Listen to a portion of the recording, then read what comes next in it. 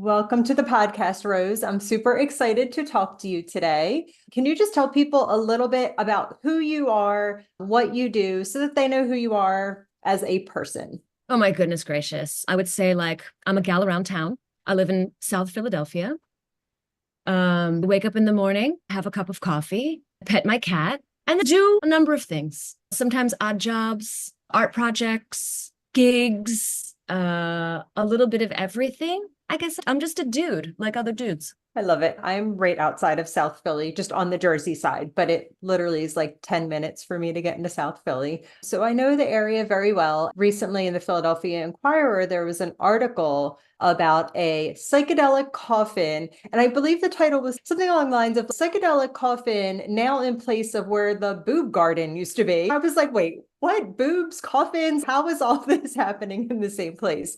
And so then I reached out to you, and I'm really excited that you're here to talk to me today. Can you actually tell us a little bit about the coffin and how that came to be? I know there's a recording of your father's voice in the coffin. The whole thing to me, I was like, this is amazing. Yeah. I have probably been a little obsessed with death for as long as I can remember. I am very intrigued and freaked out by the unknown, maybe at a younger age. I watched The Exorcist a little bit too young. I was a little too young. I was so freaked out, but really curious about this idea of another dimension. What happens to us when we die? Can we be possessed by somebody else's soul? Can we make contact with a person who has died? Where do we go? My family are a bunch of Catholic human beings, and so I saw open casket funerals. That probably piqued my curiosity. And I made this coffin for a show that I did at Practice Gallery in 2017. It was an exhibition, so I didn't want to get rid of it. So I stored it. I'm just racking up bills over there in South Philadelphia storage. I thought it would be appropriate to put that object d'art in the empty lot that's right up the street from my house. And that's what I did. I love it so much. We were going to try to see it this past weekend and then realized it was Pride weekend and trying to get into the city. We were going to a party outside of the city, and even the traffic there was a little bit insane. So we skipped it for this weekend. I'm hoping it's still there because I know it's out in the elements and it probably won't last super long, but that's okay. I still think it's really amazing that you did it. When you put the recording of your father in there, what was the purpose in that? What were you trying to invoke in people by having that in there? I Oh think, yeah, gosh, you're my dad's a deep freezing freak. up a little. My dad was a deep freaky. Uh-oh. Yeah, I know. You What's want to going try and on? go someplace else to see if I have a better connection? It seems to be better. Maybe the Let's kitchen's see. okay. Do a kitchen. Perfect. Welcome to my kitchen. Hi, hun. Thanks for coming over. I love it. Oh, look, I got my cup of coffee too. So there you go. We're having our cup of coffee, which actually I'm going to have a sip Just of. hanging out, having coffee, and talking about death. That is Just my favorite. two ladies meeting for the first time, hanging out and talking about death. So you were asking me about my dad. Okay, my dad was a real deep freak. By that I mean there was nothing you couldn't ask him. He was a psychiatrist.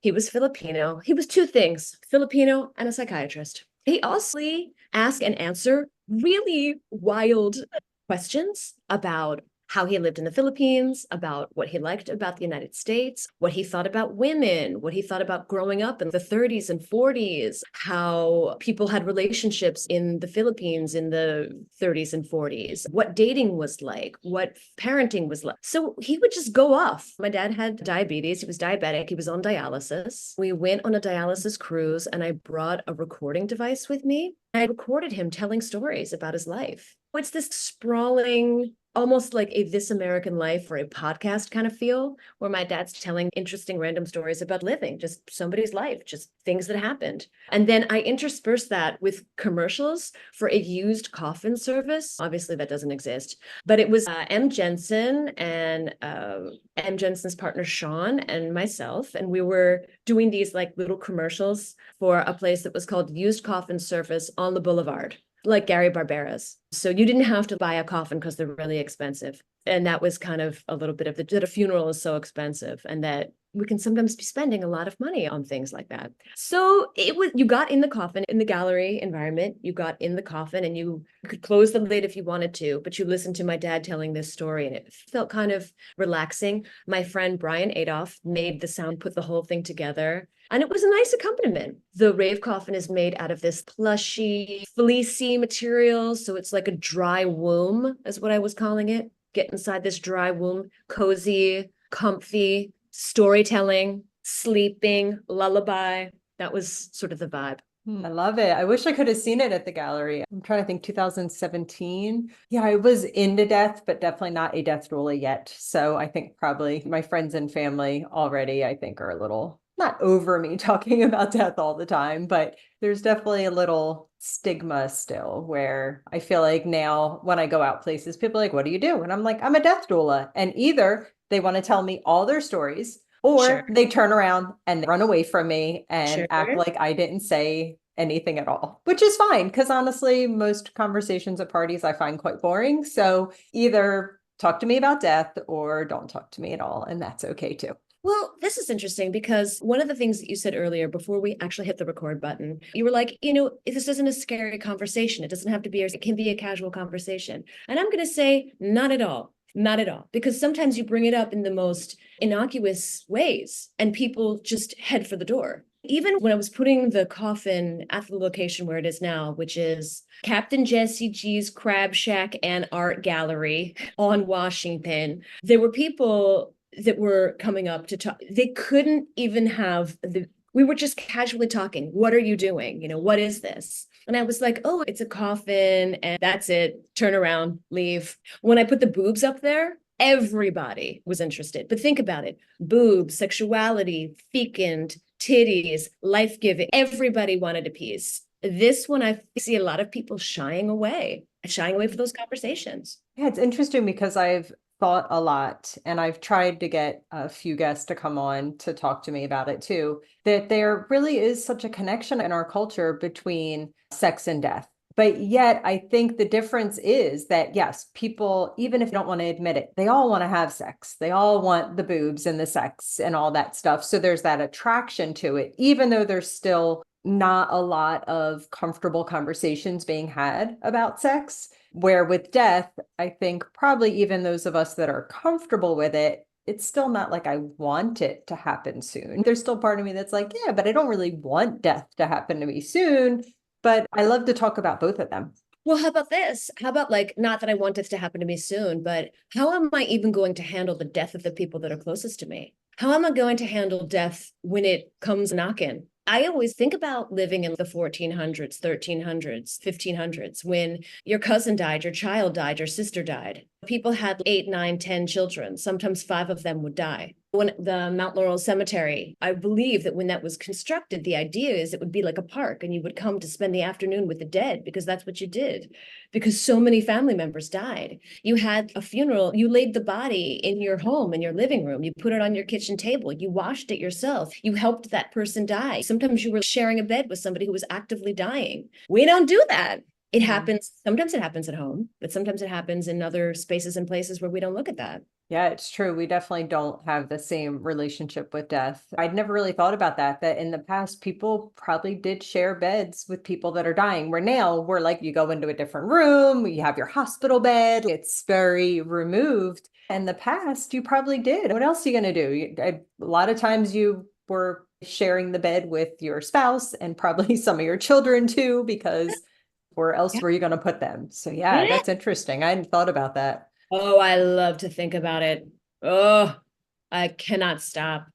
Let me ask you this. Have you helped people die as a doula? Have you been with people while they're actively dying? I have actually. I had sat with people at the hospital that were actively dying but weren't there when they died. Then in March, my aunt actually died. That was an interesting experience for me because it was the first person that I sat with that was dying, and then they actually did die. It also happens to be somebody that I was very close with. I was in this space of being somebody's niece and also being somebody that was there to help guide them through the end. I was really grateful to have been there, and I was happy to be able to support her through something. Again, somebody that really loved me and I really loved her. And so, yes, I was actually with her. It is difficult when somebody that you love dies, even when you're like, okay, death is normal and it's natural and it's supposed to happen. But watching the process of them go through it sometimes I think is really the hardest part, because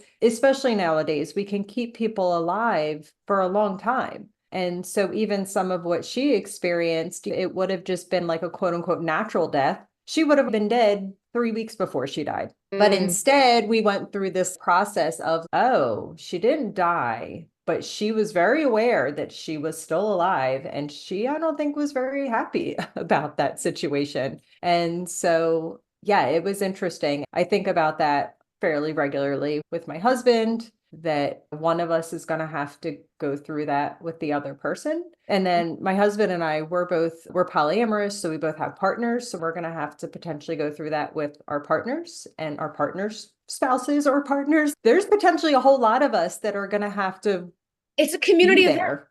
It's a communal event. It is a communal event. It is a kibbutzing event. What is it? Yeah, a kibbutz. It's going to be a kibbutz style event. I feel like, wow, you know what? It's nice to have support for the person supporting. It's nice to commiserate with somebody. It's nice to maybe share in that experience. Oh, let me ask you this. Was your aunt the kind of person that wanted to have more life, even when maybe it was time to go?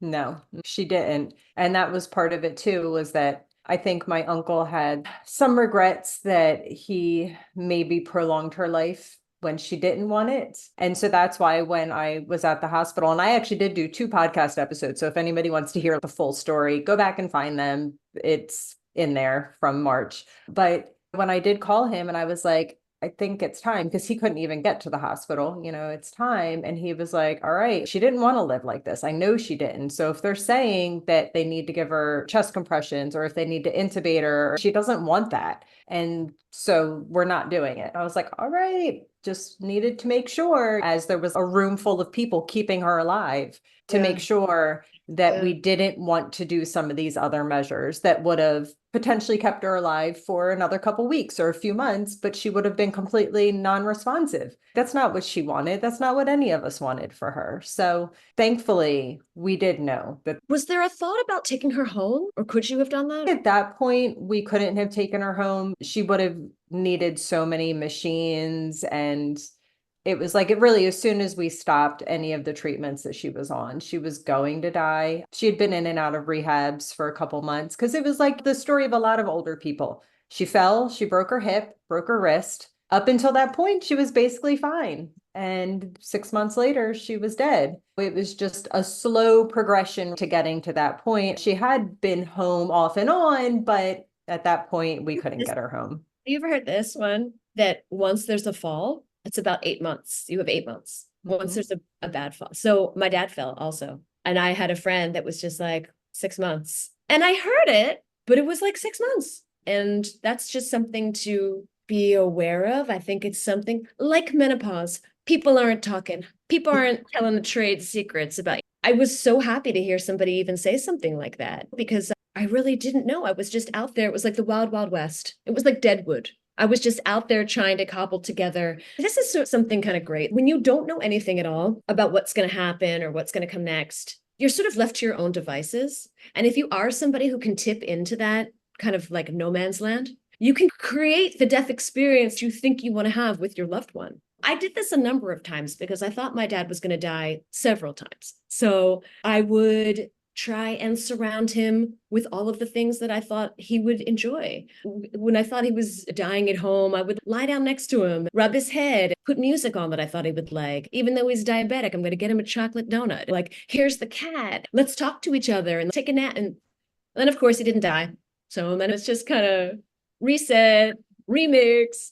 When he finally died, he was at home. I know that he wanted to be at home. So it gives me a lot of peace knowing that he was in his house with his cat, watching TV, in his bed, comfortable, warm. I mean, what else could you possibly long for? He was alone. I had gone to sleep, but I feel like no regrets. I think it might be horrible to have some regrets. And I know that a lot of people live with that. Like, hey, this isn't how my mom wanted to have this. This isn't what my spouse would have wanted. That's a hard one. So I feel the best thing we can have in those moments or when somebody dies is to know that it was what they wanted, what you wanted, and the most comforting and comfortable situation you could have created. Yeah, that's ideal, right? In my mind, that's how I'm going to go at home with somebody rubbing my head because I love when people rub my head, and that would be lovely. I hope that's how I go. And I hope that's how I'm able to see my loved ones out. My mother, my husband, if he dies before me, that is ideal. And it is difficult because so many people don't talk about what they want at the end of life. So we don't always know what people want. Some people do want to be at home. Some people do not want to be at home. That's right. I've gone back and forth with this idea that at first I was like, oh no, I think everybody should be at home if they can be. And then there was some things that I thought about and learned about from talking to different people where some people don't want to be at home. They don't want to have that memory for their loved ones of like mom died in this bedroom or whatever else it is. Because I saw The Exorcist 2 when I was a kid, and it's the only movie that's ever given me nightmares. I had a nightmare that I was possessed. It was terrifying, very Catholic. So then I tried asking the nuns, do people really get possessed? And they're like, only bad people. And I was like, oh my God. Yeah. Let me ask you this. This is kind of a change of subject, but were Sure. you a goth teenager or a goth leaning? So I was, when I was about 12, I decided I wanted to wear all black and black hats and this whole thing. But I was in a small town further south in Jersey where there was only 12 people in my class. And it was already, that was a terrible year for me. 12 years old, sixth grade was a terrible year. So then I kind of, I think, grew out of that phase. Then I think I got back into it as I got older, where for a long time I had green hair, I had part of my head shaved, and I wore black lipstick. Pretty much now, even still, I almost wear only black clothing just because I don't know, I feel more comfortable in it. I was all over the place, but when I was a teenager, I don't know what I was. I was a mess. And I think that was part of it too, was I did not look on the outside like I felt on the inside because I was a lifeguard and a swimmer. So I had very blonde hair and I was very tan. And I think people thought like, oh, cheerleader, this like blonde, tan, blue-eyed whole thing. And that was not how I felt. So then I got older and I was like, I'm cutting it all off and I'm dyeing it. And I got all the tattoos. And now I look more like I feel on the inside. So yeah, I was all over the place. Well, I think that all over the place is where you should be when you're a teenager. It's the old country buffet of living, you're trying everything on. I was a little goth leaning. I was both afraid of and intrigued by the Ouija, the graveyard, Bela Lugosi's dead. I was very into the mystery, but also like a little afraid too. And I think maybe now as an adult, I'm trying to kind of like probably like, this might be like a Capricorn control thing where I'm trying to like control and kind of like form death and dying into something, I'm going to say it, fun, fulfilling, a practice of intimacy. Can there be any joy in this process? Probably making it more approachable, controlling the way that I see it to make it more palatable. And I totally understand the idea of being attracted to death and dying, Ouija boards, ghosts and haunted houses and all that stuff, while also being slightly terrified. I'm still kind of that way, honestly. I read tarot cards. I do tarot parties all the time for people. And they'll say, do you talk to dead people? Do you talk to ghosts? I'm like, I honestly don't want to. It kind of scares me. The thought of that, I don't want it. So even if they tried, I'm probably really good at blocking it out. Like, nope, you're not getting anywhere near this. I don't want it. So yes, I'm intrigued and fascinated and I love it. And I'm also still kind of scared. I still got that little Catholic girl in me that's like, I don't want to be possessed. That looks terrifying. I don't want it. And I think because it's such a mystery, you can just lay whatever you want to because we don't know. We just don't know. I think in an attempt to try and get closer to that space, I have done some plant medicines. I have done some medicinal plant medicines. I went on an ayahuasca journey to see what some of that experience might be when you're on something like ayahuasca or mushrooms, or maybe even I know that they're doing ketamine journeys now as a way of a therapeutic ketamine journey. But one of the things that happens is you're just not really in control of yourself.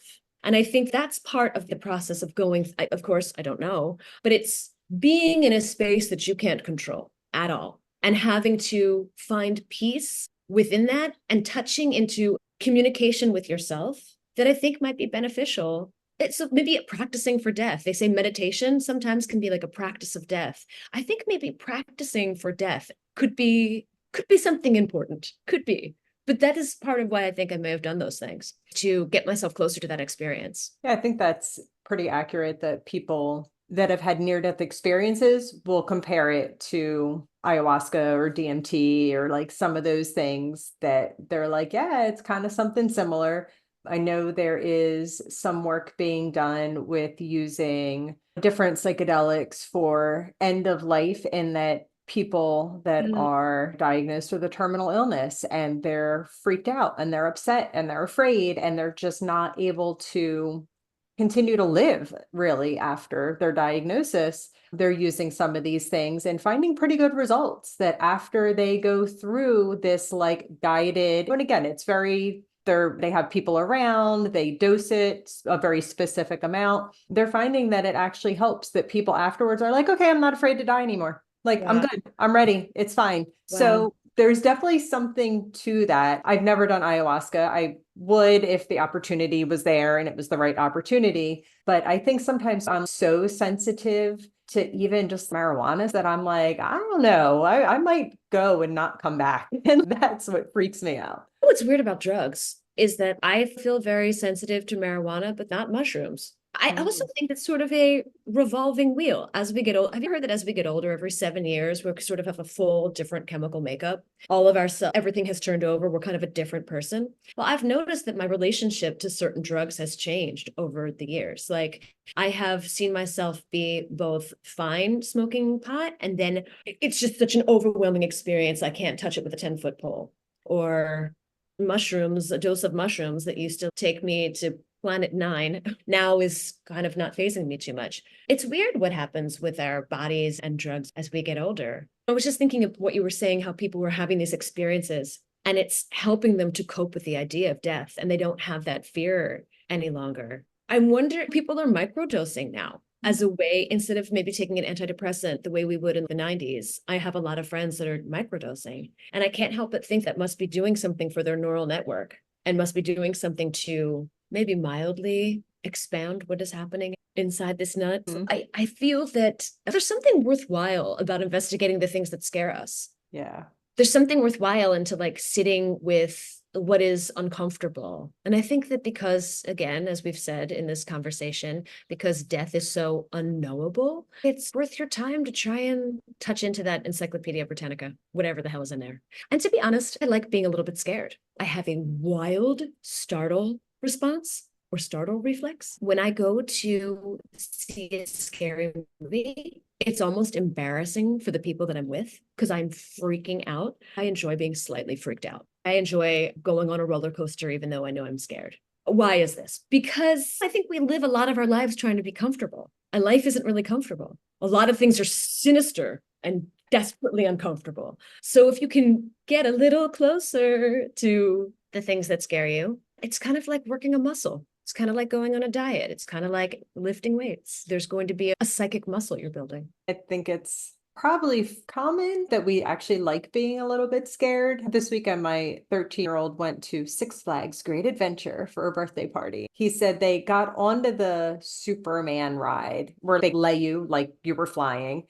and they sat there for a couple minutes and then they got everybody off it. And they said, oh, we have to do some maintenance on the ride. So 45 minutes later, they get on the ride. He's the first one on. And he was like, and it was even more fun because it was scarier knowing something might be wrong with it. And it's like, oh, all right. I guess I could understand that though. I mean, that is why we like scary movies and why we like roller coasters. And there is a part of us that, I don't know, that electricity that runs through us when we get scared or freaked out about something. Then I think the after effect is probably it. We probably like that feels good too. Do you think there's something missing in modern society that we've made these things, we've invented these things to freak ourselves out? I do think that part of it is the lack of actual connection to death and dying, that we are so obsessed with death and dying in media. And think about how many movies, and even now,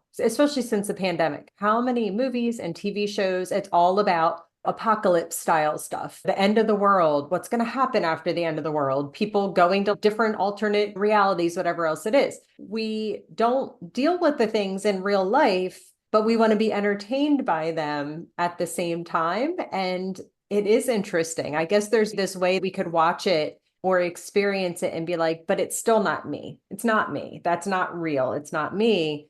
That makes us feel okay. But yet we also have this draw because it is a natural part of life. And even again, back in the day, think about how many times you were probably scared for your life because of whatever it was, whether it was wild animals or other people. And now most of us, we might talk all over social media and on the news about how dangerous it is and how scary it is. But like 99.99% of the time, I'm pretty safe. And I know I'm pretty safe. That's the reality. And I'm grateful for that. But I think then also there's that attraction towards the other stuff as well. We're living in a very strange time right now where there's a lot of death and dying and a lot of disrespect for human life. I have a feeling many people do not respect human life, human beings, a body, a child. I guess we kind of knew this because we've seen humans do this in the past, but the scale to which it is happening right now is freaky deaky. That doesn't seem to be changing. And I'm wondering what's happening. What is the zeitgeist when that is the moment that we're all living in? I don't know. Having two children of my own, I worry about the world that we're leaving them, which I feel like every generation says that. But at the same time, for example, my aunt that just died, her and my uncle used to tag monarch butterflies because they were retired. They lived in Cape May. So they would tag monarch butterflies. And after my aunt died, we went to visit my uncle. And that was one of the things that he was saying, that even in Mexico, which is where they all go, they're reporting back that there is a significant drop in the amount of monarch butterflies. It's not good, the amount of drop in monarch butterflies. My husband and I are commenting on the lack of bees and bugs outside this year, even mosquitoes, which I hate mosquitoes. But either way, the fact that there's less of them, we are not going into an era that is, it's already not been sustainable between the lack of respect for human life, the lack of respect for any life in general, bugs, animals, plants, like all of it, right? We do not respect the things that are keeping us alive. And I do worry because now we have environmental problems, but as humans, we also have the technology to destroy a lot of lives very quickly and very easily, especially if it gets in the wrong hands. And I'm not always convinced that the right hands have these things. So yes, I worry about that. And again, I know every generation's like, I worry for the children, but I think this is a generation that there's valid worries that we might not exist much longer. But I also can't worry. I can't stay up at night obsessing about it, other than I try to do what I can, which is plant my wildflower garden to attract more bugs. I don't know. What else am I supposed to do? Hey, listen, that's the thing. This earth isn't built to live forever either. Everything goes to the black hole. Everything goes to the abyss, including this planet. Maybe we're just on the precipice. Maybe the earth fell. And when something falls, as we just talked about, when a person falls, they don't have that much longer to live. It's just something to keep in the back of your mind. I had a conversation with somebody once where we were just equating what's happening right now to just like an abandoned strip mall or an abandoned McMansion. And like maybe the deal is that we just kind of like, to the best of our ability, just party here as we can. The whole place is on fire. Let's crack a tequila. Let's make a margarita. Let's be as kind as we can to ourselves and to other people. But let's also have the realization that, look, nothing lasts forever, including the earth. And what we have done to this place, we treated our house really poorly. We rode it hard and put it away wet. We abused it. And so, look, what do you expect? I don't know if we can reverse what we've done. And there's a lot of spaces and places and people that aren't doing that and don't even have the same mindset that you and I might have about what to do next and how to care for it. And so my thought is, let me clean up my front step. Let me be a Girl Scout about it. Let me clean up what I can clean up. And then let me have the experiences that leave the least amount of impact, that might bring me some clarity about how to live out the rest of my years. Yeah. And that's it. All we can do is I think it's like a Mother Teresa quote of like, you have to just focus on what's nearest to you. And that's how we create the actual change. But you're right. I don't know if we can come back from it. But yeah, maybe we're not supposed to. Maybe this is the end of our cycle. And that's the thing too with reading tarot cards. I feel like that's the thing I say to people constantly is we're always going in cycles. You are at this point in a cycle. You're at the ending, you're at the beginning of a new cycle. It's always about the cycles. And a human life, it's a cycle. Like maybe humanity in general, maybe this is coming on the end of our cycle. I had a friend in college that when we were talking one day, he was like, look, the earth will be fine. It will kill us all off and regenerate. Don't worry about the earth. And I was like, yeah, but I'm worried about us. Like, I don't want us all to die. But then in the long run, I'm like, why not? And really, why not? Does it really matter?